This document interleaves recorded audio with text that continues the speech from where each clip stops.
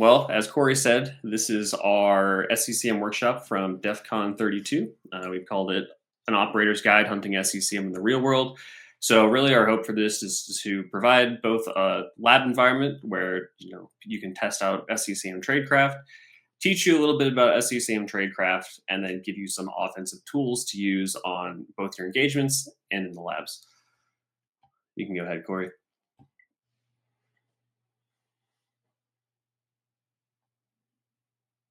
Oh, no, next slide.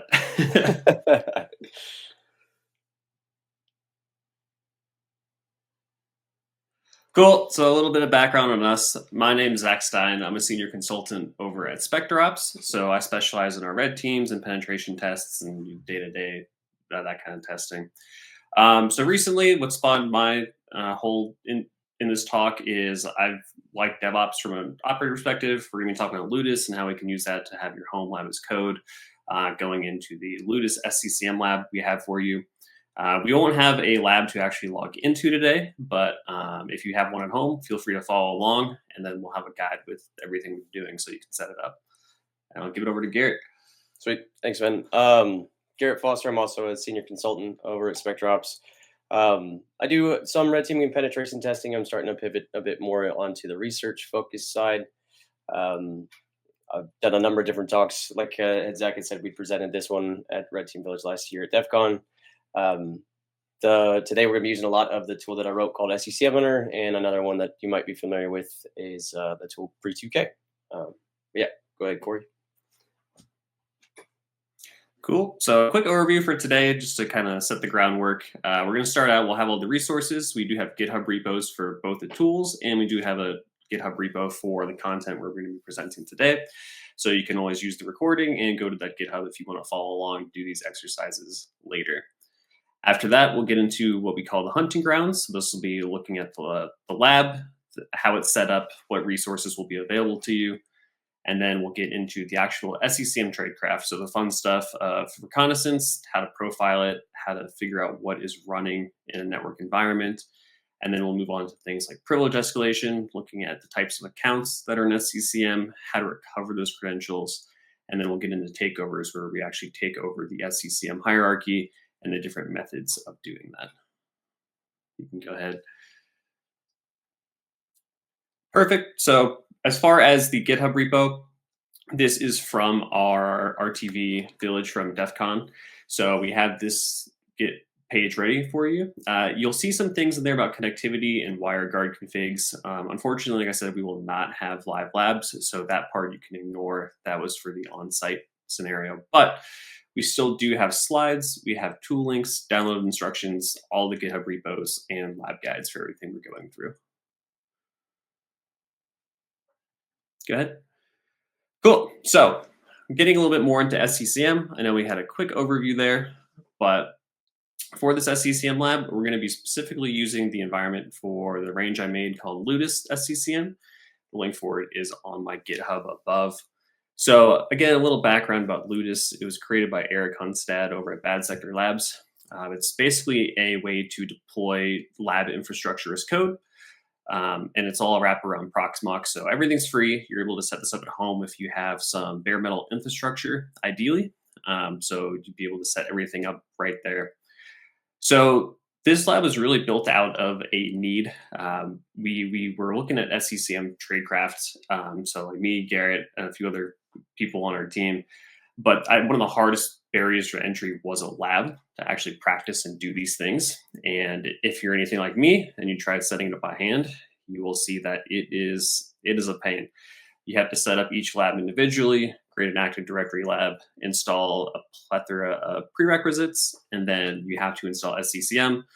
And then again, if you're like me, debugging why your install didn't work again and again.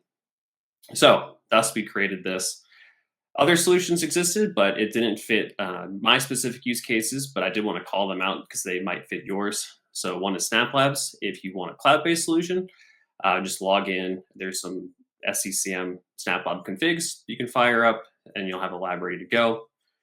Microsoft also released some evaluation labs. I personally never use these, but I've heard they work as well. So Microsoft provided VMs that you could use to try out SCCM before you bought it. So you could fire those up in the lab as well. And then I think right before we released the SCCM Ludus range, Goad released their own range. I know that a lot of people use this range and it's really good. So if you're looking for something that's stood up, ready to go, you don't have to customize at all. You can also look at theirs, and all the attack paths we're talking here will be relevant there as well. The biggest thing that I love about the Ludus range is you can tear it up and stand it down with ease. So let's say you're starting a new engagement in a week, and you want a fresh environment for the new customer to mimic, you can stand it up.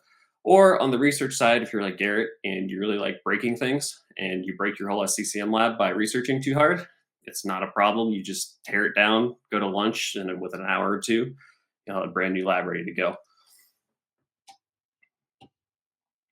So a little bit about our lab specifically. The default environment is you're going to have a couple actual hosts here. So the first one is the domain controller. So this is going to be on the 10 address in the Ludus lab. In Ludus, everything's going to be on a 10 range. The X is for your user. If you're the first user on there other than root, you're typically going to be 2. So 10, 2, 10, 10, workstation. And then you're going to have 4 different SCCM roles. So the distribution point, the site database or the SQL server, the management point, and then the primary site server. And something to note is all this is customizable. If you want to change the IP addresses, host names, anything like that, you have the full ability to do so. And depending on how much RAM and storage you have, you can add this configuration to a larger lab. So something I like to do when I'm setting up an environment is I might set up Ludus SCCM. In addition, I might set up ADCS. There's Ludus roles for that as well. Elastic for detections, maybe a Kali box. You can really just build onto this however you want. So more of a graphical, so you can see how this works. Ludus by default, if you don't know, has a WireGuard configuration. So you'll be on the left on your workstation, you'll VPN into your range, and then you will see all the roles we just described earlier and their locations. Cool. Actually, go back one, and then can we flip to my screen? Perfect. So I just wanted to kind of show what that lab looks like. So if you go to the actual repo, what you'll see is a lot of code. It may look like there's a lot here to set up, but if you have Ludus installed and you're not planning on changing any code, it's truly quite a simple process to add it. If you have Ludus installed, all you have to do is Ludus Ansible collection add synzac.ludus SCCM. Everything's already set up in Ansible Galaxy with all the up-to-date code, so it's just a one command. You can download it all down. And then all you need to do is there's going to be a YAML config within this repo. You don't even have to pull down the full repo. You can just pull down that YAML file, set that as your Ludus config, and then just deploy. So 3 commands, you can have a Ludus range up and running. As far as the actual YAML file goes, kind of showing how this works as code. So you can set everything you want, however you want it. So you can set your host name. So here, like DC1, you can set what you want the IP addresses to be. If you don't want server 2022, you could set up server 2019 or another distro of your choosing. And then the big thing with Ludus is you can set roles. So here you set the roles, and these are all included, but you have things like installing ADCS. So if you want to do LDAP type attacks, you want to do takeover 8. And then I always disable the firewall. You don't have to, but I find it makes things easier. And then for all your SCCM roles, they similarly have roles. Most of them, for the ones that aren't the site server, will be just setting host names. So you can change all your host names here. But I think the really cool part about Ludus and the flexibility you get is, for example, on the site server, you can set site code, site name. You can change the names of your NAA accounts, your push accounts. If you want to set it up in a different configuration, say you're researching something about different configurations, you can turn on and off whichever configurations you want, and your lab will be ready to go. And that's all you have to do. Cool, we can move back to the slides now. So as I was building this lab, something I wanted to keep in mind was Misconfiguration Manager. So if anyone's not aware, Misconfiguration Manager was made by some members of our team, primarily Garrett Foster, Dwayne Michael, and Chris Thompson. There's also some other people who contributed, so I want to shout them out too. You'll see their names on the repo. But we wanted to add as many takeovers and different things from Misconfiguration Manager as we could into this lab. So out of the box, without any additional configs, you can do recons 1 through 5, cred 1 and 2, elevate 1 and 2, exec 1 and 2, and then takeovers 1, 2, and 8. There are things you can do to add to this. So for example, if you made a Ludus range with the ADCS role, you could do things like takeover 3. So you can extend it as far as you want, but out of the box, this is what you'll get. Cool. So that is the lab, a quick overview of what we'll be looking at during these exercises. I'm going to pass it over to Garrett, and he's going to talk a little bit more about his tool and what he made for SCCM. Sweet. Thanks, man. Okay, cool. Appreciate it. So from here, we're going to kind of dive into how we'd start enumerating this massive infrastructure that is SCCM. And when Chris had originally published his research focusing on how you could take over the entire infrastructure and therefore the domain, the pieces that were missing for me were I didn't know how to find these things. And the more I looked into it, the more and more pieces of infrastructure existed. So to kind of help do a bit of a mapping of all the infrastructure, I started writing SCCM Hunter, and at like a TLDR for it, it's just a modular command line tool written in Python, and it's broken out into hopefully every stage that you would need to identify, exploit, and then perform post-exploitation for SCCM Hunter. So the key pieces that I wanted to focus on is how can we identify the various different site systems? How can we then profile them to understand which role or roles are installed on that host operating system? And then once we've kind of mapped all of that out, how can we centralize everything in one place so that we don't have to pull in a whole bunch of different tools just to get the job done when we're focused on SCCM? And then kind of parallel to SCCM Hunter, Chris wrote Sharp SCCM. And so I didn't want to rewrite anything that he had already done. So this was a lot of his is focused on application deployment, where my post-exploitation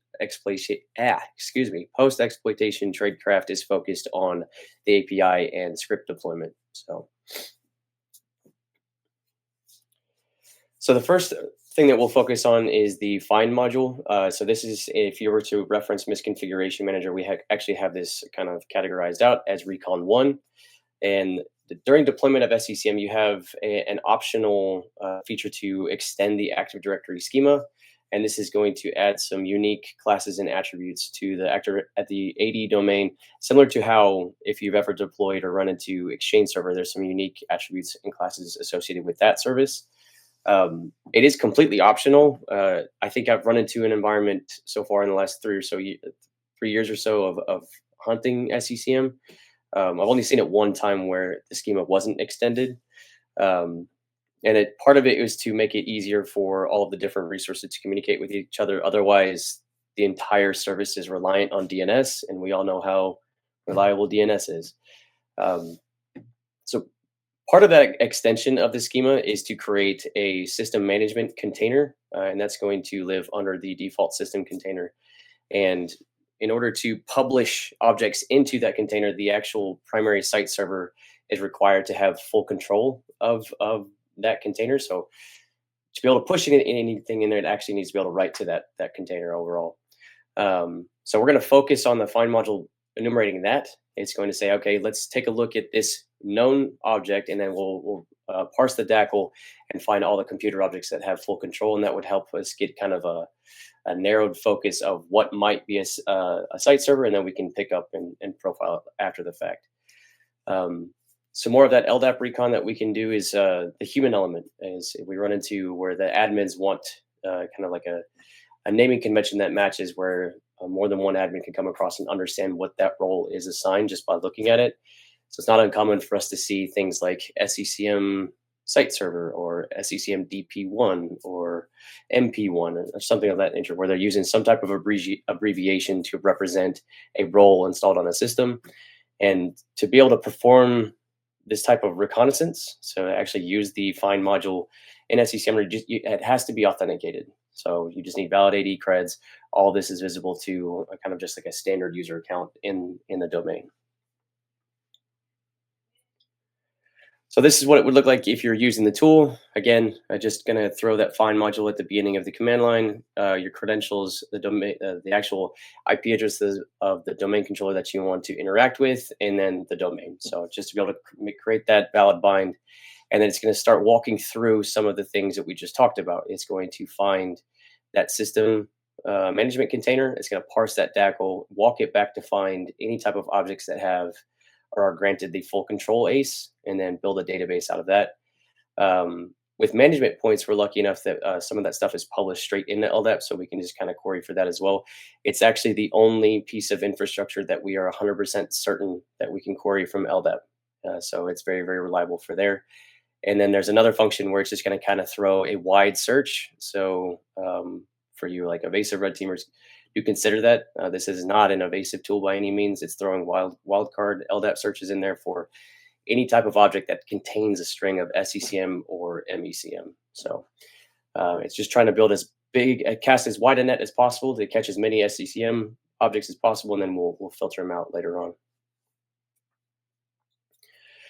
So here's what it would look like when you're extending the schema. On the left-hand side are just kind of be the attributes associated with the classes that are published. And the ones that we care the most about are the very first one where you're seeing the SMS management point. So for every single management point associated with an SCCM site, it will be published into Active Directory.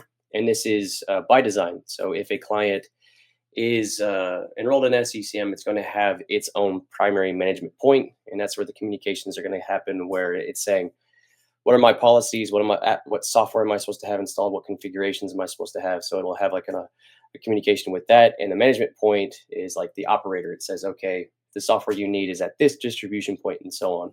So it has to know where to look for its primary point, and if there's any type of communication breakdown, it'll use that same query to find a kind of like a backup management point. So there is some availability there. And then the second is the SMS site class. So this will be published under that container for any site that's published to the domain. You're not limited to one. I don't think we've even found a limit on how many you can have. So for every site that's published into that Active Directory forest, you're going to see this class published. I think the most that I have come across, Ross messaged me one time when he had run a find and found like, I think it was like 17 unique sites in one domain, which is the most I've ever seen, which just sounds chaotic. But yeah, Corey, please. Cool. So once we've built up this big list of all these things that we think are related to SCCM that we're pretty confident are, now we're going to get into kind of like how can we profile these things out and ensure that we understand specifically what role is installed on that system. So we're lucky because we can kind of query for a few of the different things that are available on these roles to piece the puzzle together. A lot of them will have default shares or web services, so we can interact with those a bit. And the shares themselves will have very, very detailed descriptions. So if you've ever looked at the file shares through like SMB client or through File Explorer and used like the detailed view, the shares in SCCM will have their share name, but actually like a full-on description of what it is, where it's for, and where it's like when it was created. So we can just kind of query for that description and understand what's there. And then kind of parallel to that, the web services have static and predictable URLs. So we know the exact path that it would need to kind of work. So if you are communicating from a client to a management point, there are specific URIs that we can query and look at the response for to determine, okay, this system is hosting this service. So we can start building some confidence in what we're enumerating. So like the conclusion for this is, let's take that list of everything that we've built out that we think is SCCM related. Let's fuzz some of these endpoints. Let's look at SMB. Let's see what shares are available, what ports are open. what URIs are available on that host, if it's hosting IIS or similar, and kind of build that confidence level of these various different roles. And just like before, it's got to be authenticated. For the most part, the URLs that we're kind of looking for authentication failures, so don't necessarily need it there. But for the SMB stuff, we're actually putting traffic on the wire and enumerating the descriptions. You're going to need some credentials for that. So this will be what it looks like. We'll actually do this together in the lab here in a little bit, but it's going to take, so kind of each of those steps that I've done previously with the find module, it's going to build off that the table for each one of those roles. So site server, it's going to take that and start profiling it on the wire and then pull back information that would be relevant to later abuse. So we're looking for things like SMB signing status. A lot of the tradecraft around this is going to involve credential relaying. I used to say just NTLM relaying, but lately it seems like Kerberos is on the table now. So just any type of credential relaying is going to be kind of the tradecraft here. So we want to see if there's any type of protections on the endpoints that we're targeting. So, and then overall, it's just going to go through each one of the roles. Are we a site server to return true? SMS provider, which is kind of an interface on how the site server can communicate with its WMI provider. And all the various different roles that are going to be relevant to kind of attacking will be visible here. So, and here's an example of kind of like what I was describing with those really, really descriptive shares. So on the left-hand side, you can see we have, these are site server shares. So this would be on the primary site server role. So imagine we ran the find module. We've got a kind of a list of things that we think are the site servers. So now we're going to go and hit the shares and see if these things are available. And the biggest one that we want to see is kind of like SMS site and things of that nature. So you can see in the description, it's saying SMS site, and then it's hitting us with that LAB. That LAB is actually the site code for this specific site. So we found the site code in LDAP. Now we know that this is the site server for the lab site. So we're kind of building all those things up.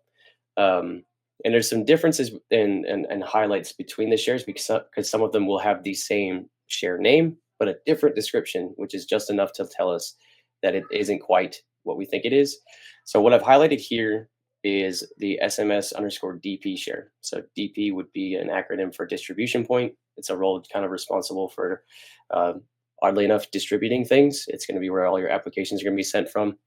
But the description is a little bit different. So config manager site server DP share points to it being a site server, and while the distribution point share itself is just saying it's an SMS, it's a member of an SMS site, it's a member of the 123 site, and it is a distribution point. So just finding those minor differences is just enough for us as attackers to understand what role is installed and what roles aren't installed. So it's very relevant for us.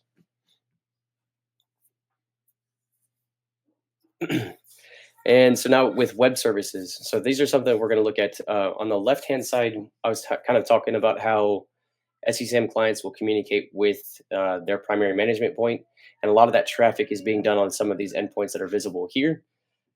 So some things we can query for, so some things we can query for are the SMS_MP Windows auth. So that is a URI that's available on management points universally. They do require authentication. So if we just were to curl it, throw a GET request at it at that endpoint, and it throws us a 401, we know that it's at least there and expecting authentication. So we can have high confidence that it's hosting that role. And then on the right, we have a distribution point that also hosts web services. So if we don't necessarily have SMB visibility, for whatever reason, it could be a thing. We do have some roles for the web services available through distribution points, but they're not present on each other. So if you were to see just these services alone or together, you would know that they both host that role. It's also as a management point and a distribution point, or just standalone. So it helps us kind of understand what's installed. So,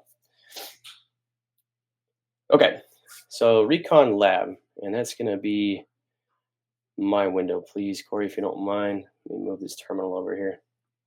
So the idea here is we're going to kind of walk through the lab, and I'll talk about how kind of like the thought process is that that we take when we're starting to enumerate some of the objects with the SCCM runner. So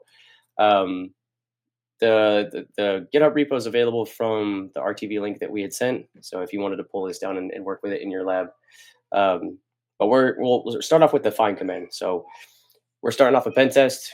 We just got dropped in the environment. We managed to capture some type of credentials. So now we want to target SCCM. We'll start with the find command to begin that kind of a enumeration flow. So again, it's find. We just need those user credentials. I'll drop the debug flag for now, but if you're in the Ludus lab, it's probably going to be pretty similar to what these values are. I think it's pretty similar to in the GoAD, but we'll go ahead and fire this and see what that looks like.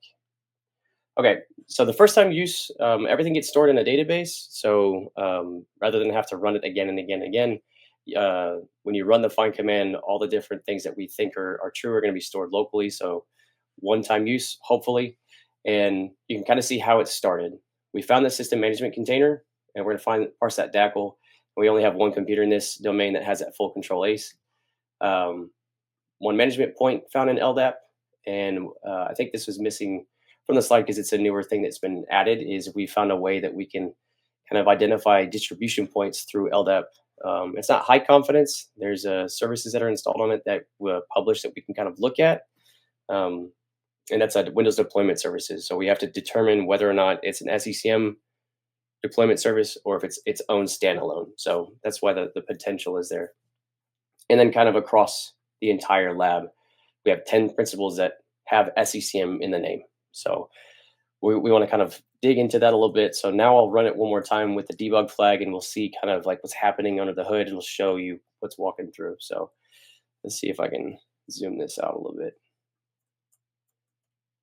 And I'll run that one more time to clean it up. All right.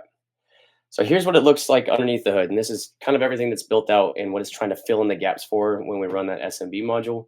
Is we found this one. Like, we know that this is the site server, but imagine it's a client environment where it's a unique name. We have no idea what the actual value is, but it has an ACE against that object. Management points, we can have high confidence this is always the case. We want to know what site it's associated with in case we're dealing with more than one. We did find a distribution point that has Pixie services available on it. So that it's at least hosting some type of operating system deployment service on the network. And then we'll just take one table, throw every single computer that we found that has SCCM or MECM in the name, and just kind of, again, throw that wide net to see as much as possible. Users, these are really useful for us too, because in a lot of cases we're looking for service accounts. There's a ton of accounts associated with SCCM, which we'll get into later on the credential section. But we really want to focus on those too, because they're very, very frequently overprivileged, like excessively, like DA level privileges that we can just quickly acquire. And then groups too, just because we may want to unroll these things and find out if there's some weird nested behavior. There's a lot of odd behavior with SCCM where permissions can't be granted to security groups. They have to be static members or static ACE entries. So some mistakes happen there where admins are usually taught, to grant permissions to security groups. That's best practice if you want to use an industry term, but SCCM for some reason cannot handle that type of access grant. So you have to have a static entry.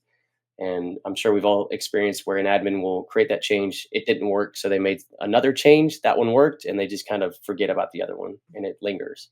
So that's useful for us too.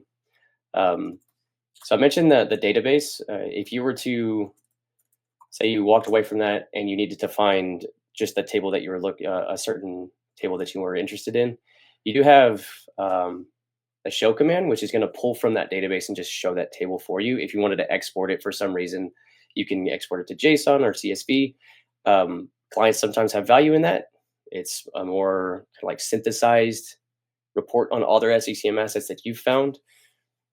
Let's do their asset management for them kind of thing. But we can pull this up and just kind of look at a list of management points. We can look at the users and just pull those back. Or if we needed to, for whatever reason, like we need a nice new pretty screenshot, we can just throw all and be able to take a picture of that. So, okay. we have built out all of our infrastructure, or we've built out our list of potential objects. We're now going to use the SMB module to kind of like drive the point home of, or hammer it home on what is specifically is hosting what. So for here, we'll just use the SMB module, kind of the same thing, creds, target domain to DCIP, and then we'll just let that rip. And hopefully my DNS is working. Okay. So once that completes, we should have, if we have a completely flat network, we should have visibility and be able to like enumerate everything that's available. So we'll walk through like the site server, like what I'm thinking when I'm looking at this is, cool, we know this is 100% the site server for the 123 SCCM site. This is huge because this thing has a ton of privileges, which we'll get into. Signing status is disabled, and its signing status is disabled across the board. So now I'm kind of building an attack path in my mind. Like there's relaying opportunities because there's no protections in place. There's other various roles, which unfortunately we don't have a ton of time to get into, but these are relevant to things that are published in Misconfiguration Manager for kind of like takeover primitives or credential abuse primitives. But signing status kind of everywhere. And then with the distribution point, there's a lot of tradecraft associated with operating system deployment abuse. So we have confirmed that the distribution point that we found in LDAP is in fact a SCCM managed point. So we have that available to us as well. And this kind of just is that big wide net of things that we're trying to capture. And it's stuff that we've already seen, but it just shows all the different values. So we talked about how the roles can, an operating system can host multiple roles. So you might have a management point actually be a distribution point. And there could be like a fallback status point in this list that has an SMS provider role or software update services or MSSQL or something along those lines. So we do want to have a big picture because the attack surface isn't just like limited to that. So there's plenty of different options available to us there. I think that covered the labs. Let me check my list one more time before we change the screen. So I'm making sure. But yeah, that is the Recon lab.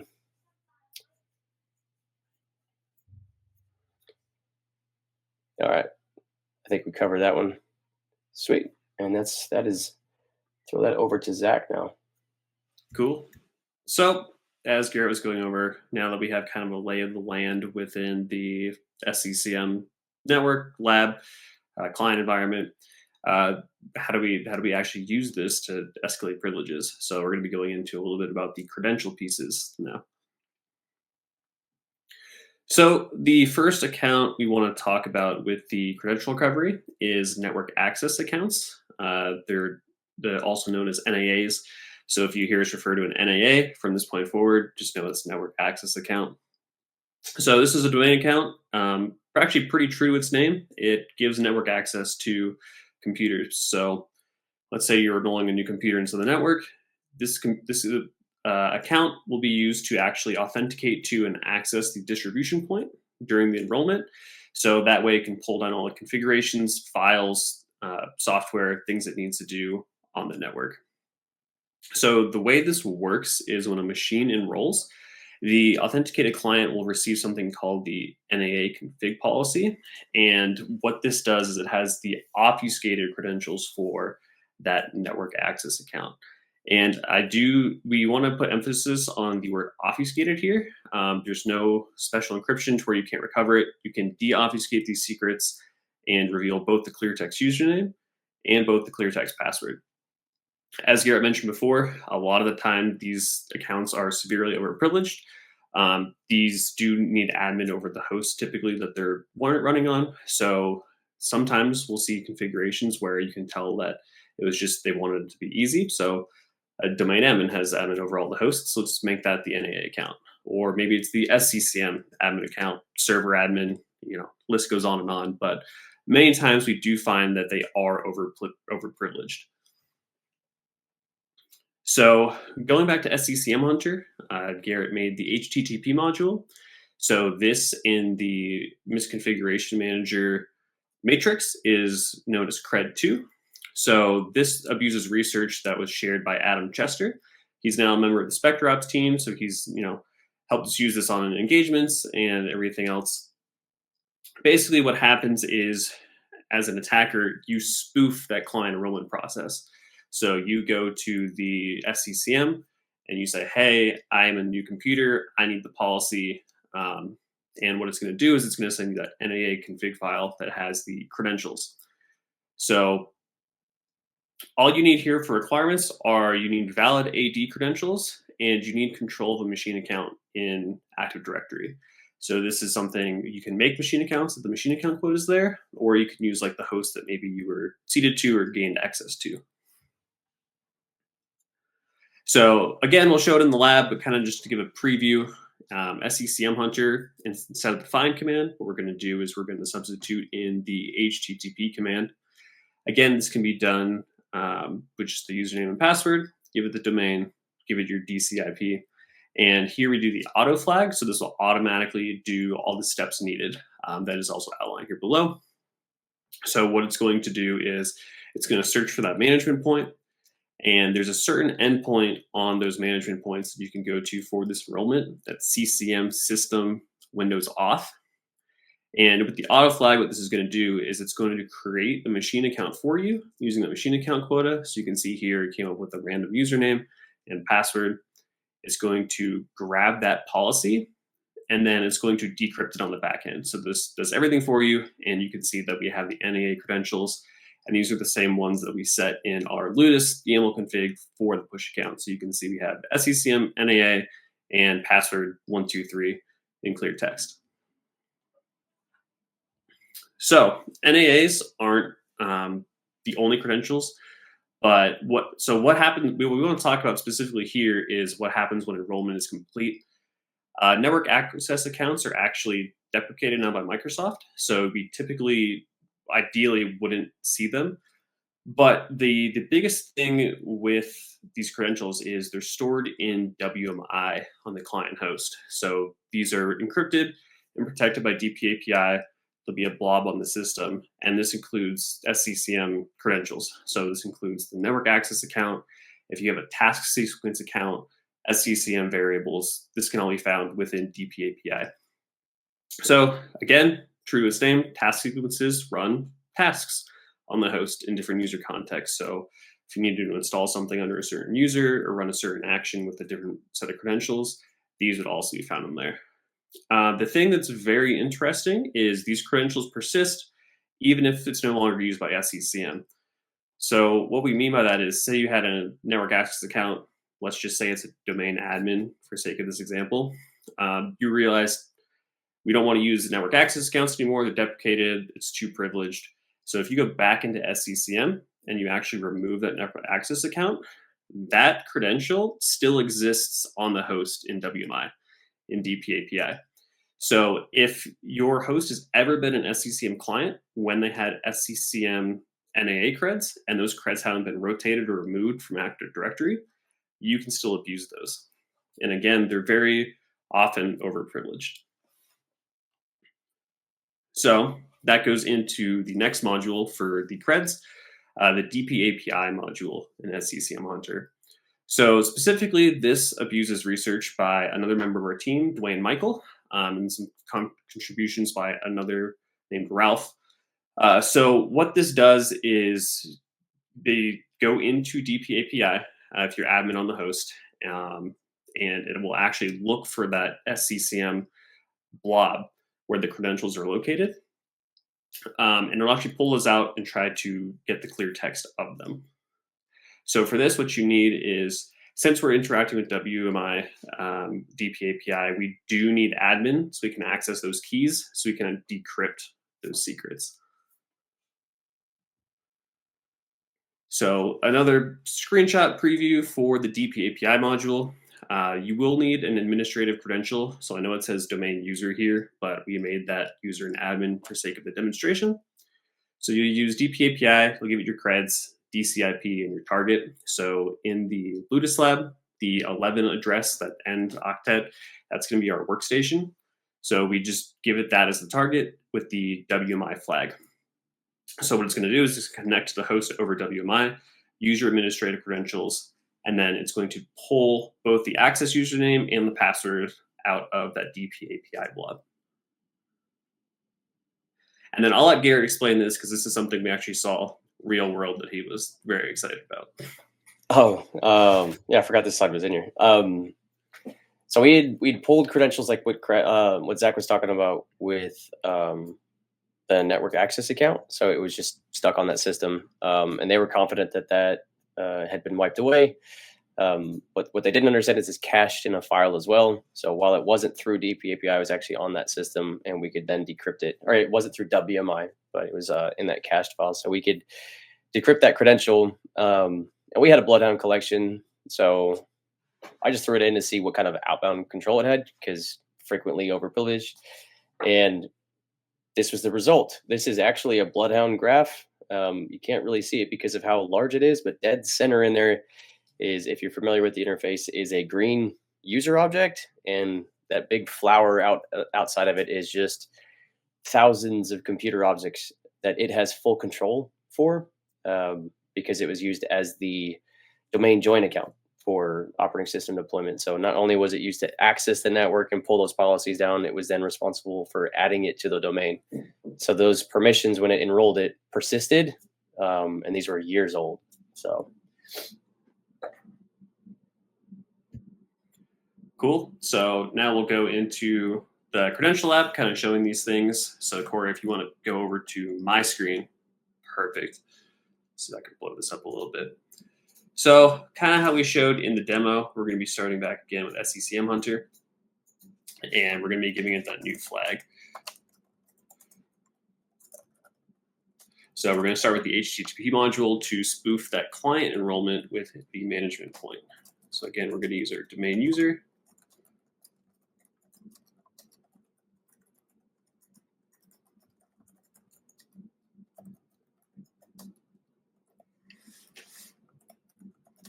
And we're going to give it the auto flag to where it will do those features, such as creating the machine account for us and decrypting those credentials.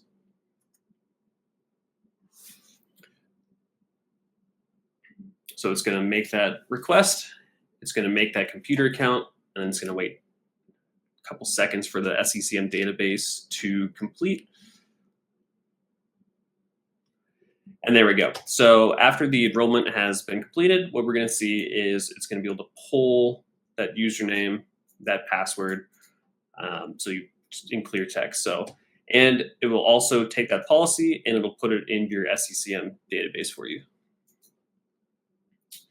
Next, what we're going to do is use the DP API, so pulling them from WMI on the host.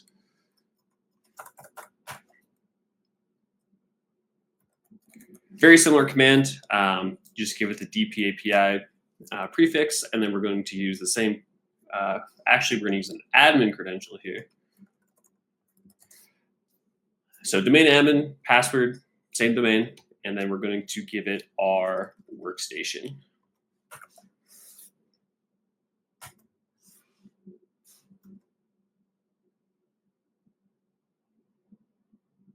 Live demos.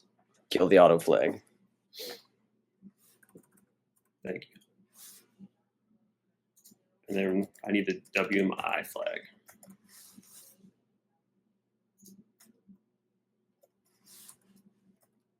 And we also need target instead of DCIP.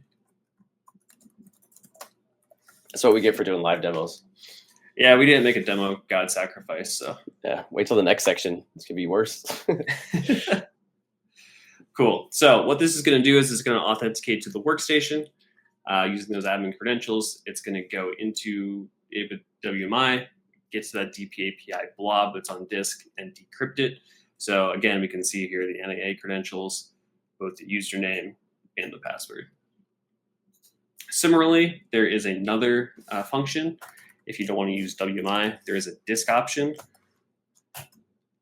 And so this will actually extract the secrets from disk on the host. It's the same result, but what you can see here is this is the actual DP API, the blob part. So you can see here it'll decrypt it for us. But if you're curious what the data looks like, it looks like this. So it'll be strings that we can decrypt, And something, I'll pull up another window here.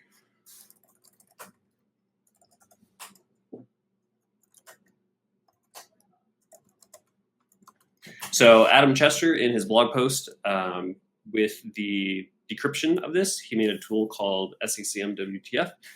And what you can actually do is use this to decrypt these secrets. So let's say you don't have the clear text and you just have these encrypted, obfuscated blobs. You can decrypt them. So all you have to do is Python 3, and then it's policy secret on obfuscate. So we can see here the username. We take this blob, we pipe it to this tool. That was terrible.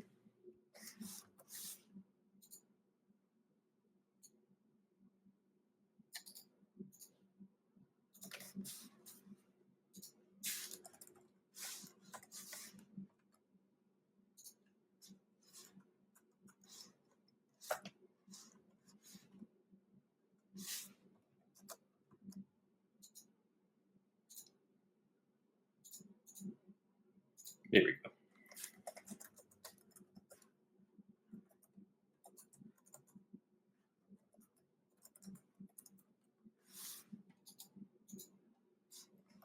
Okay, we'll just use the one that is already in there from when I did it earlier.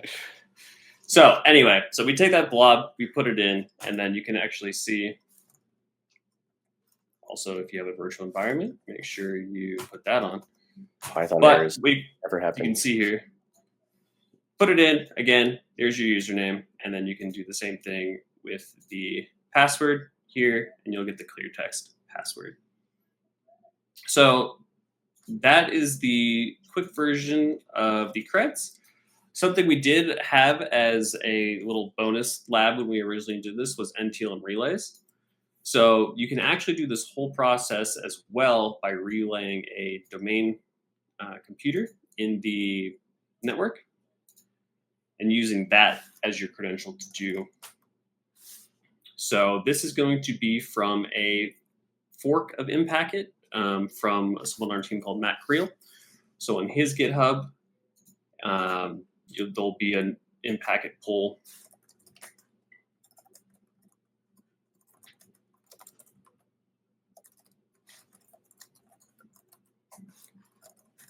So what we're going to do in this scenario, have it out here. So we're going to do NTLM relay. So we're going to set up a listener on our host to listen for authentication. And we're going to point it at the management server. So in the lab, 14 is the management point.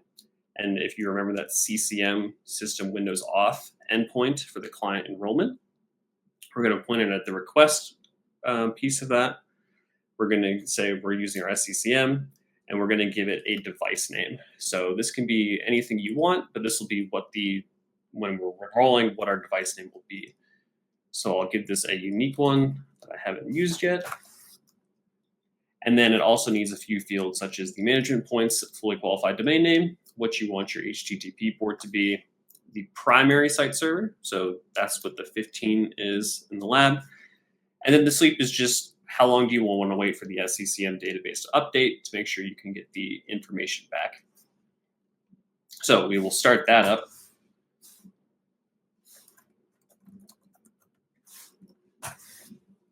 We have our connection waiting.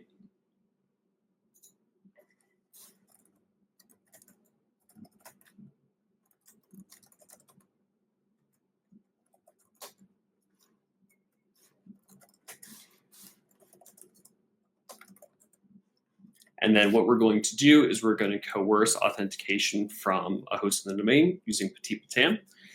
So if you're not familiar, this allows any user in the domain, if you're authenticated, to authenticate to a host, and then it'll use Windows APIs to call back to your host trying to find a certain file. I won't go into the full details of how it works, but you can relay authentication this way. So my Kali box on the network is the listener address, so the 5. And we can target any host on the network. Just to make it easy, we're going to just use the domain controller in this case, since there's not a whole lot of hosts within this lab. And then once we fire this off, hopefully, so we can see the authentication come through. We're authenticating to the management point as that DC, and we can see our enrollment request ID. So now it's going to try to pull that NAA policy. Cool. And then after a few seconds, you'll see this decrypted policy dumped to NAA policy.xml. And if you look at that policy, it looks exactly like we had with the SCCM Hunter. So you can come in here and you can see this NAA policy.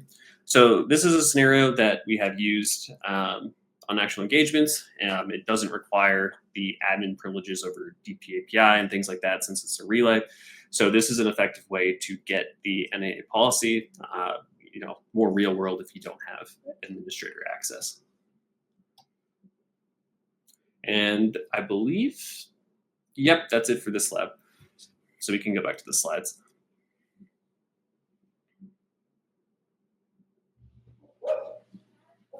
Okay, sweet. I think I'm back up.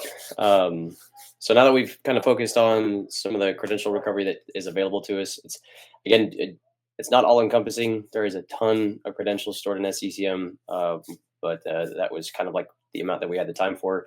If you're curious about more, hop on the misconfiguration manager repo. There's a bunch of different things. We break it down pretty low level, and then give you kind of examples of how to recover those credentials. So, but now we're going to get into SCCM takeovers. And the short and sweet is there's a lot of them. So most of the vulnerabilities associated with SCCM are due to the site server's requirements to have local administrator over every single role in the hierarchy. So if there is a remote management point, there's a remote distribution point, whatever it may be, if it's a role of SCCM and it's on a remote system, the site server's host machine account must have local administrator group permissions, privileges, whatever you want to call it, on that system. So, and this is just because it's kind of how it pushes the software to stand up that role, and then that's how it communicates to make sure that updates are being pushed, that everything's good with it, like check-ins, like health checks and things of that nature. So it has to have that admin permission to do so. There's no getting around it. We've seen some pretty excessive misconfigurations associated with that. So we talked about NAAs. There's another role called the client push, and instead of like the process that we just went over where you're enrolling in SCCM through the management point, you can actually have the service do discovery through Active Directory or network discovery. If there's a new system joined to the domain, it will try to push its application, like its actual client, to that system. And again, in order to do so, it'll have to have admin over everything. So rather than use like a service account, a user account, they will just grant the system, the site server itself, local admin over every single endpoint in the environment. So the scope kind of expands outside of SCCM there and then to the entire domain. Absolute worst case that we've seen was the site server was a DA. So that was kind of just an easy win. Those are the best. But there's a lot of misconfigurations, not just like inherent to the service itself, but from just make it work type decisions from admins. And since it's a 30-year-old product, it kind of just lives forever. So from what I just said, it's extremely vulnerable to abuse. There's a lot of opportunity for us. So if we can control that site server's host system, that account, that Active Directory account associated with that operating system, we can become admin over any SCCM service and then kind of leverage whatever that role is against the domain.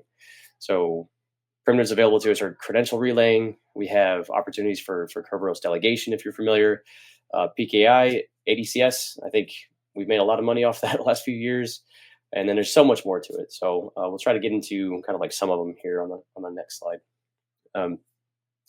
So we released Misconfiguration Manager last year at our SpecterOps conference, SoCon. Dwayne and Chris had presented it there. And at the time, we had found 8 different ways to compromise SCCM in some type of way. So today we'll cover takeover 1, but there are a number of them. We spent a number of months kind of like building out as much infrastructure as possible to see like just how bad it was.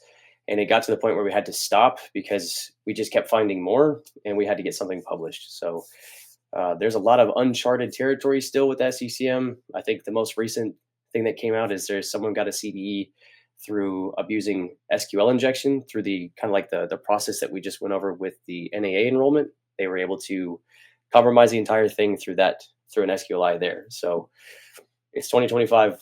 SQLI CVEs in a Windows product is crazy. So yeah, next slide, please, Corey. So in the lab today, what we'll go over is takeover one, and the heading here is one site to rule them all. So Chris originally discovered this, I think it was in 22, and he published a blog about kind of like what his discovery process was and how he was able to leverage that. So he touched on how the site server is required to have local admin on all the various roles in the environment, so distribution point, management point, and so on. It's also required to have local admin on SCCM site database. So all this thing is a very, very glorified front end for a database, for an MS SQL database. So it has to have local admin on the database's host operating system, and it also has to have sysadmin or DBA for that database, because it's connecting to and making changes through there. So it's reading from and then constantly interacting with it. So takeover one takes advantage of this permission. So the recommended configuration for most SCCM sites is to have a remote site database. And this is just because you don't want to have necessarily a huge single point of failure on one server. And if you wanted to have something like a always on availability group for your databases, like you want them to always be available, you can't have the site server and site database role hosted on the same system. So that's typically important to enterprise customers. They want high uptime. So you'll very, very frequently find it remote. So because of that and understanding the roles associated with it, Chris discovered, like, why not just make it, why don't we just relay it to us and then we'll send it to the database and we'll impersonate the site server. So this is huge because once you own SCCM, you have system level access to every single enrolled client. I think it was DEF CON 20 that Dave Kennedy or like kind of like originally talked about what this might look like, is if you were to compromise an SCCM admin and what you could do with that. And his demo at the end of it, he just rained shells. So it is very, very valuable to us to kind of like have action on objectives through SCCM. So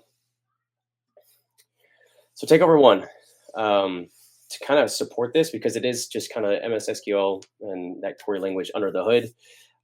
We are dealing with production environments. You know, while we do enjoy the hacking side of things, that buzz from getting DA, we want to avoid as much harm and business impact as possible while we're doing this. So I try to automate the query for us. So let's not try to hand jam this thing, because you'll see on the next slide that it's kind of nasty.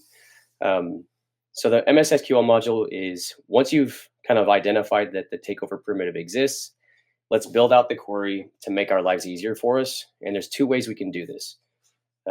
So NTLM Relay supports a SOC session. So if you have coerced or managed to capture authentication from the site server, you can hold that session open through NTLM Relay. And then we'll proxy through that and leverage that existing session and kind of just run queries against the system through that nature.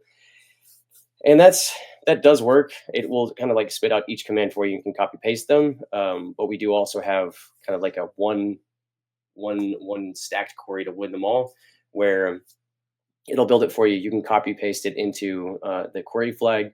And then as soon as the relay comes across, it just kind of runs through that stacked query for you.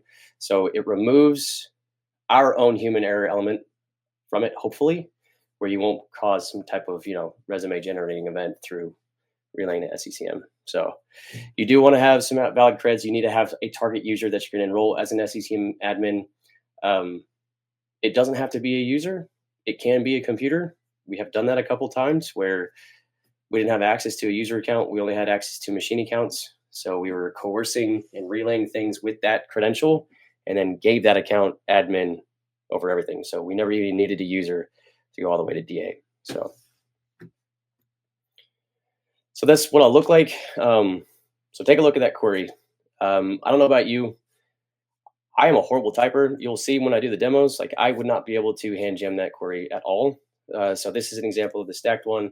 So it's all under the hood. What you'll do is you'll throw that MSSQL command in there, depending whatever your creds are. It's been like the same flow of everything else, but now you're going to set your target user. So this is the user account that you want to elevate to admin, and then you'll need the site code associated with it. So again, site code's important. It associates that RBAC for that that specific site that you're involved in, and then that stacked flag at the end is just going to throw that query out for us so that we can kind of just throw that in there and get the job done. So.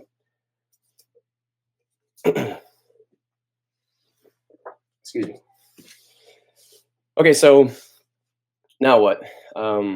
If we have become SCCM admin, we've managed to get all the way to this point. What do we even do with it? Chris's tool, Sharp SCCM, it will do most of the post-exploitation through application deployment, which is awesome. Literally just used it this week to pop a couple shells on targets that I need to get access to. So rather than try to recreate that, that's all done through WMI.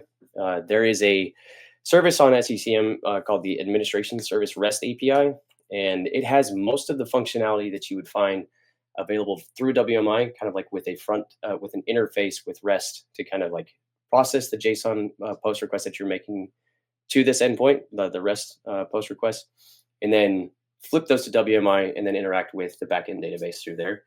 So don't reinvent the wheel. Let's give us another alternative to kind of have another place to go. And arguably, it's through, it's not an IAS service, but it is using that process. So it's very, very likely that, typically no one's ingesting IAS logs. It's massive. You're not going to look there. If you're parsing those logs, at least in my experience from Blueside, it's like after the event and you're desperate. But you're typically not ingesting those, so you may not even see the traffic as this is happening.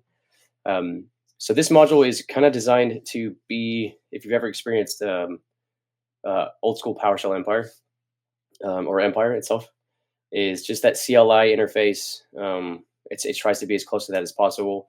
We always joke that SCCM is like our own Microsoft C2 framework, like they've developed it for us for how much feature rich it is for us as attackers. So might as well make an actual C2 client for it. So a lot of the things that you can do with this, you can search the SCCM database itself for users, devices, collections, RBAC, things of that nature. And then we do have a lot of situational awareness opportunity through the tool itself. So there's a tool called CM Pivot, or Configuration Manager Pivot, and this is literally just for interacting with a singular endpoint or a collection of endpoints to just pull information from it. So it's intentionally read-only. It uses KQL, but it's not Kibana. It's a different custo query language. It's custo query language. So it is only read-only. There's no real, at least as far as I know, there might be. There's no real way to inject commands or abuse that to have some type of command execution on the host. But we can pull information that's useful to us. So from an sysadmin perspective, they're looking at things like, is a registry key set? Like that has the same type of value for us. We can look through registry and find what kind of products are installed. What's the local group memberships look like? Can we query admins? You might just be able to look through there, running processes, running services, sessions, who's actually logged into it at any given time. We can actually look at the file system through CM Pivot. We can look through those types of things. You can look at file contents. So if it is a readable file, you can query it and pull that back. One of the coolest things I've done with CM Pivot is we had an op where we needed to gain access to AWS. AWS has, like, if you've ever gone after it, the AWS CLI has a predictable path on where the credentials are stored. CM Pivot supports wildcard searches. So if you were just to go users wildcard AWS and the path for all those credentials, and then say, throw it at a collection of, I don't know, 7,000 devices like we did, and come back with like 400 different AWS creds through SCCM, that's kind of cool. Other piece was the very first time I'd ever done a takeover was to gain access to, I don't even remember what the objective was, but we needed SSH access.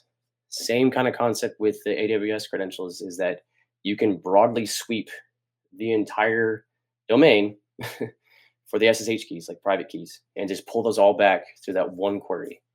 And now you have SSH everywhere. Pull the known host for where they're authenticating to, and you might be able to live on some type of Linux box instead of Windows. So it's kind of up to your creativity at that point. But yeah, very useful for low-king, high-value targets. We talked about sessions. That's through CM Pivot, but SCCM actually tracks who's logged on to an endpoint at any given time. So as you're kind of sending these health checks and these updates to the database, it's keeping track of that. And after a certain threshold, I can't remember how long, but after a certain threshold, you become that device's like primary user. So now we have kind of like our typical event, or our typical operations are to gain access to something. It's very rarely, hey, DA and done. Gain access to GA in Azure or something. Go from on-prem to Azure. Get access to financial databases. Get into this SaaS product online. So one of the most difficult things, at least from my experience, is user hunting in AD and knowing what device they're signing into. Like you may be able to pull event logs from a specific logon server, but that may not be relevant, and it's it's not 100% accurate. Like it's a guess. SCCM takes that guess out of the equation, so now we can specifically query where is our target user. We want to get control of their account. Where are they signing in from? What host are they on? And then you can target your application deployment or script deployment for their host operating system and be able to pursue gaining access to whatever that service is much quicker. You gotta have admin to do this. So these takeovers, the 8 that we're aware of, can get you this kind of access and be able to let you do that post-exploitation and user hunting that way. So this is kind of like the less verbose help menu. It has changed since then. Some of the stuff that you're going to interact with the database on, and I'll go we'll actually walk through this module a bit together, but most of it's focused on situational awareness. Like let's see what's running on those systems. Collections, some of the collections are actually really interesting. I've seen admins trolling each other with collections, making funny names for them, or I had a request come in from a friend where he wanted to look at collection members, which I had never really thought of, because he found a collection that was named CrowdStrike Disabled, which is cool. Like, I'd love to be able to have targets that I know the EDR isn't running on, and I can live there, and telemetry is not being sent up. So that's an available command now. Is now we can look at collection members and run our payloads there, kind of like without fear, basically. And that happens pretty frequently. Since I've installed that, added that module, I get kind of DMs saying, hey, I found a target to live off of, and I've persisted here because they have no telemetry coming from that machine. So, okay, lab time. This should be fun. Let's see if I can do this without messing anything up. Okay, so we're going to focus on going through the takeover process. We have found the primitive exists. We found a site server. We found a remote database server. So now let's go through the process of how are we going to go about targeting that. So the first step is we need to build up that query for the MS SQL relay, because that's what we're going to do. We're going to take the site server, relay it to the database, and we need it to run commands for us. So we'll start there. We'll get to the See, I told you this is why this module exists. So we're the low privilege domain user. We want to hit, I'm actually going to borrow the previous command and just modify that one. So we're a low privilege domain user. We want to hit this endpoint and then kind of like set the target user for us. So MS SQL. So the flags that we're going to need, let's throw up the help so we can read. We are going to need kind of like this target user. So the user that we want to gain access to, because it needs to resolve that user SID. So the database is going to expect a hex formatted SID, and that's how the RBAC is granted to it. So it doesn't matter the name that you give this account, you can name it whatever you want. It's going to use that SID to look up the object in LDAP and then associate it with that authentication. So when you try to log on, that's how it's doing that mapping. It's how it's granting that permissions to it. It will change. Like it'll rotate and correct the name. So if you just put a bunch of random strings in there, it'll update itself. A thing to consider with this is we've kind of gotten in our own way a little bit by publishing all this, but when you actually perform this, there's a security group membership change called a SMS admins local group. So you can detect an addition to this. So kind of to get around this, we try to add like the same, like an existing user. We just have that same name, but after 24 hours, it'll rotate to the other one. So you have a 24-hour window per se to get the job done, move laterally, get away from it before they see kind of like that group membership change. So when it rolls over, that'll fire that alert. So just be aware of that. We are starting to see those types of detections in there. So let's set our target user to domain user. Our site code is 123. And then for the sake of kind of like the demonstration, I think we can just fire this and we'll see what the commands look like before the stacked query. I'm not going to actually run it with the stacked query. I'm just going to show you what this would look like. So when you add this permission, you'll get an admin ID associated with that account. So we would have to like place that in there. So we'll give it a string, and then we have the various insert statements into the permissions table that will grant us the scopes that we need. So we need these are values for the certain like permission scopes.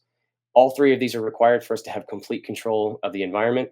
So I don't know about you, like even copy pasting, I can screw stuff up. So I'd rather just have one stacked query and go from there. So we throw that stacked flag, we will have this whole thing built out for us. So now we know what we need, and we can set up our relay. We'll just do it that way. So we want to run NTLM relay, and we're set it to the MSSQL service on the site server, which I believe is 15. And then we'll throw SMB2 support on there. And this query that we just captured, we're going to want to take that whole thing. Ooh, copy paste. And just drop this in, here. Did I do a bad copy? What's that parentheses? See? You can hit enter and find out. I know. I don't know, man. 10, 7, 10, 15. SMB2 support. Maybe I'll do quotes. I'll run in quotes instead. See how that looks. I'll copy it one more time. I don't trust it, dude.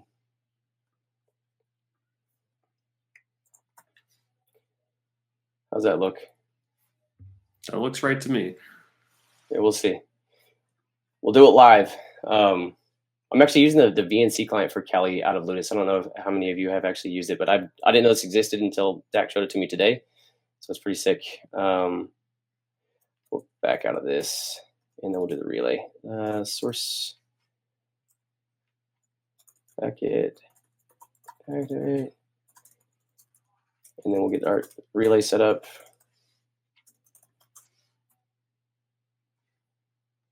No, see, that's the site server, isn't it? Do you remember the IP for the database? Is it 16?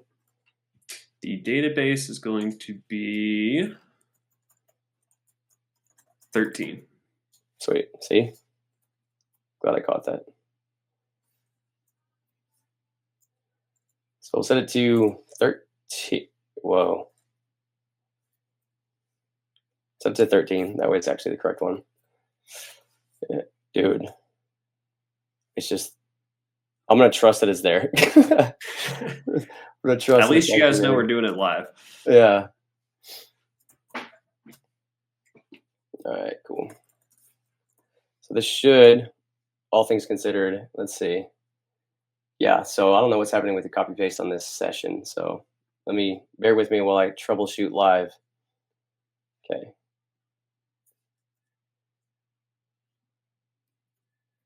Three. Dude, I don't know what's happening with backspace. It's there. Okay. We'll do it again. Okay. So it's not super verbose, but the key piece is like when this comes across, you can see the authentication was there. It's switched context into the CM123 database. So in order for it to switch that context, it has to have the permission to do so. So we've relayed that admin, but like there's no errors, and that's kind of your indication that it was successful. So we can come back out of here now, and then I think I might be able to just run the admin module now. So we'll go back to our SCCM owner and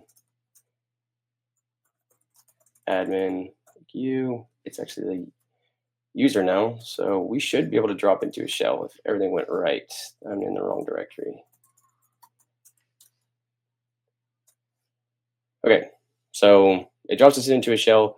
Don't let that be the first indication. This is using the negotiate protocol on the actual endpoint itself, which might make you start thinking already like negotiate. It's vulnerable to relaying, which is true. It's another takeover primitive. Like if this service is hosted remotely or if there's a secondary site server, we can relay to that.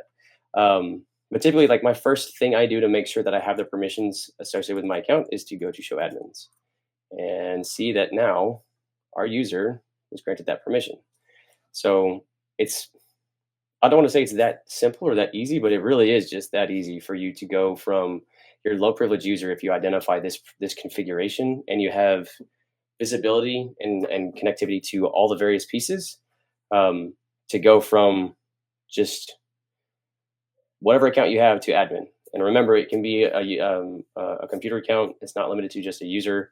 So like, so what, right? We're admin, big deal. So let's talk a bit about what it would look like from a post-ex point of view. So now that you're admin, what could you do with the admin module to kind of move laterally, pursue objectives, gain that context that you're looking for? So we can look at like the more verbose option for this. So all the database commands are actually just focused on what's already present on that system or already present on the database. So it's not going to add anything to it. We're going to run queries on what it already knows. So we can pull something like get collections and then a wildcard, and that's going to pull every collection that is currently there. Your mileage may vary on how many collections you get. I've seen hundreds, which is kind of tough to view on this. But it like just understand that there might be an excessive amount. But once we found a collection that we're interested in, so like I talked about with that CrowdStrike disabled, everything has a unique identifier in SCCM, and that's kind of how we're going to interact with things. So we can actually pull that up, and let's look at collection members for that. Oh, paste is weird. That collection, and we can see that this device name workstation is a member of the CrowdStrike disabled group. So we could like, okay, cool, that workstation. I want to drop my my persistence lane or my exfil lane or whatever it may be on a system I know doesn't have as like robust protections as some of the other devices. Like my beachhead might have just a ton of telemetry and I don't want to live there. So we can get more information about that device. If I could spell. So let's start interacting with it. Let's pull the information from SCCM about what they have associated with it. So what you really want to focus on here, the very first thing you should look at is it active? So is it checking in? Is it got a heartbeat? And is it a client? So if it's a client and it's active, you have the ability to interact with that endpoint. I think like between Zach and I, like the very first thing we check when we get SCCM admin is like, okay, cool, our DC's enrolled. Like, is it that simple for us to go from admin of SCCM to control the entire domain and then just, own the world at that point? So you can kind of pull that info aside, and I'll show you what it looks like when it's not a client. So if we pull the information for our domain's domain controller, we can see that it's not managed. So unfortunate, but that's okay. We're not necessarily after DA, but again, you'll kind of see these resource IDs. So it's a unique identifier for that workstation. So I mentioned that I intended this client to feel like Empire or feel like a C2. So this is now our callback. So we're going to interact with that device ID. And anything that we run now is going to be against that system. So if we wanted to look at something like, I don't know, running processes or administrators or things, something along those lines, we can do that. So let's check the local admins group. And this will take some time. It has to make kind of like that API post request. The database has to process it. So it will default sleep 10 seconds, check in to see if that operation is completed. If it's not ready, it'll sleep again and kind of keep waiting until that info is ready. So we'll just bear with SCCM speed. So we've pulled info from that local host. We've seen DAs or local admins, SCCM push accounts, and then you've got kind of like the default root 500, and then the local user that's just like a part of the Lotus deployment. So we did mention that it's possible to do user hunting.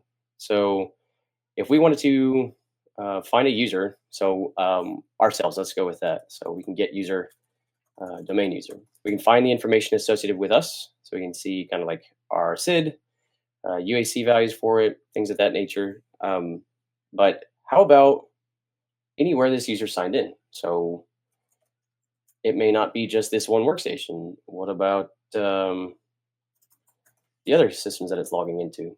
So domain user was the last user to sign into all these different endpoints. So if we're trying to get into a certain user's context and then a last log on that system, we have the opportunity to compromise that system and hopefully capture credential material from that. So our target scope has now expanded. So we're not limited to just one system. We have 5 that we could potentially go after. How about where the users constantly, like their daily driver, where they log in from every day when they come to work, they check their email from, all those things. So we can get primary user for domain user and find out, okay, the database hasn't updated. Sorry, that's the problem with doing it live. The way this should work is once you've hit that threshold, it would return the value, like saying that this user was the primary user of the workstation host. We just built this lab yesterday, so it's not updated yet. But then we could narrow it down to that focus, and that's where you could go and live and then kind of do file triage for things like passwords files, tokens for different SaaS deployments. You could ask them for their creds with the Ask Creds buff, which we're batting 1,000 on, and see if you can get their credential that way. So kind of just the easy way to do some user hunting. So kind of pressing on with what else you can do there. Let's look at running processes and have that pulled back and see what that looks like. So kind of a pretty common situational awareness command that operators will always run. Let's see what's running on that system. Security products, Sysmon, Splunk Forwarder, there's event forwarding, EDRs, those types of things. Let's see if we can pull all that back. So we can pull it back and look at kind of everything that's currently running as far as processes and whatnot, and just kind of pull more information, situational awareness. That's kind of the key here. We can see running services and kind of pull that information back. And then this will be the last kind of like awareness type command that we'll run. And then we'll get into some command execution through script deployment. On the topic of CM pivot, I had mentioned how it's typically just that read only, right? So here we can see all the different services that are running, arguments, things of that nature, and so on and so forth. So a lot of the stuff that you would run from like Cobalt Strike or something like that, you can just kind of pull from here, and it's all native. It's all existing in the environment already. So just kind of living off the land, but way more than usual. So, but to continue on the CM pivot thing, one of our colleagues, Diego Lamalini, I hope I'm not butchering your last name, man. He actually found a way to use the file browsing ability from these systems to like where we can ls the directory is you can actually insert a UNC path. So you can use that UNC path to coerce essentially and force the system account to authenticate on the network to an endpoint that you choose. So if for whatever reason you want to do that, if you found a bunch of systems that had like if NTLM v1's enabled and they have unconstrained delegation, you could just create a collection of all those and send them to wherever you want at that point, and then walk it back and crack those reverse into NT hashes, and then have that control of those systems at that point. So you can see that we can actually list the file system, which is huge for us, right? So we can do file triage through this. We can kind of look at things that are enabled on there. So if we wanted to change directories to our local user's path, so we're the main user, let's take a look at his desktop. So when you change directories, you're going to see it on your terminal. You'll switch over here, and then we can ls that and kind of see what's just there. So, documents, downloads, desktop, kind of the places that you want to triage for mistakes being made. So we see like we got hi.txt. So let's just cat that. So we don't have to put the whole path. It's going to try to review from whatever this is. So you don't need to put the whole thing. So we just cat that up. It doesn't quite support, I couldn't get the CM Pivot API to work with this, so I had to get cute with it and create a script. So it'll just run the script, view the contents, and then return that to you once the results come back. Of course, it didn't work on the first try. Oh, it's because I cat the wrong file. See? Hi. Typing, man. Yeah, I told you, man. But yeah, so you can actually run something along these lines to a collection of devices. So you can, when we run a script, you can have all the endpoints call back. I haven't implemented it here, so hi Red Team Village. And so let's create a script and just kind of show a few examples of what that would look like. So I think I actually have script.txt. So let's just, like, there's a host naming command in there. Let's throw a couple others in there just to show you what's going on. Who am I? ipconfig. What else would be fun? Netstat, that'll be massive. And we'll run that. So once we've created that script, we can just execute against that endpoint with the script command and give it the path to what we've got here. So we'll run the script.txt file against that endpoint. For script execution in SCCM, the default is requires approval, and that's there just because any admin can create one. So they want to ensure that if you were to create this, that like another admin would review it and ensure that it's supposed to be in the environment. But an admin can just turn that off. Not a big deal, and we frequently find that off. So we're running commands on the workstation host. We are running as system.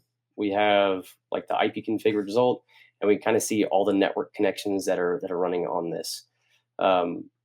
There is some limitation to script execution, and that it is always going to run a system. So that's something to consider if you're going to be doing this. You may not necessarily want that context, or you may. I don't know. But something that's unique about Sharp SCCM is you can choose the context that the application's deployed in. So if you want it to be the logged on user, so like the domain user, if you want it to run through there, it's pretty simple to do that. And you just run it in that kind of that nature. I'm pretty confident we can run a get collection star and then pull this. It's been a minute since I've done this, and this will be kind of like the last thing for this demo, is that we can do situational awareness broadly.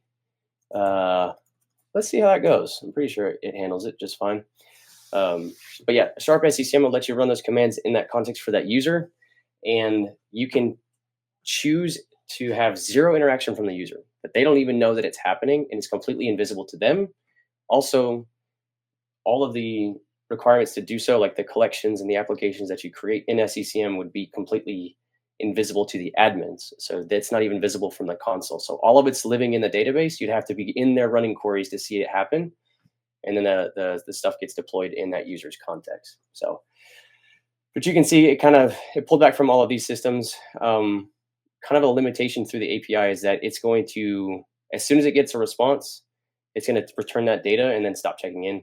So you will have data trickle in, and so it'll be available. So I just haven't managed to add the logic there to keep pulling until it's been completed. But this is local admins on 3 different devices that checked in on that first round. So, but yeah, that's the demo for the admin module. And I think That was it there, right? Let's I think see. so. No. Let's see what's the next slide. So yeah, that was it. Cool, Zach. You wanna got anything to say? I'm been talking a ton, man. Sorry. No, I think that's it. So like really like we made these tools, like we would love for you guys to all try them out, test out in the lab. And like Garrett was saying, we've only showed one takeover here. There's 7 other ones you can build out and try. So have fun with it. We use it a lot on our engagements. Like for example, he was doing the commands like literally yesterday. There was a DC enrolled, and I just added myself as a local admin. Easy DA right there, just from SCCM. So it's a lot of fun. If you guys have any questions, we're around. We have our Twitters and everything else. So just let us know. Yeah, please do. It'll absolutely trigger me, and I'll stop what I'm doing if you bring me an SCCM question. Promise. I'll get spun up pretty quick. So, but yeah, thanks so much for watching. I appreciate everyone. And I'll pass it back to Corey and Not. Thanks so much. Yeah, of No, course. looks like some great stuff. I appreciate it. I think a little SCCM. It's been a long time, too long since I've used SCCM. So awesome, kind of see the tools and what you're able to do. And I think it's just one of those good ways to kind of showcase like what can be used for good can be used for evil. So it's awesome stuff out there. And with that, a lot of engagement that we had. So I appreciate everyone watching and kind of for the feedback as we went along.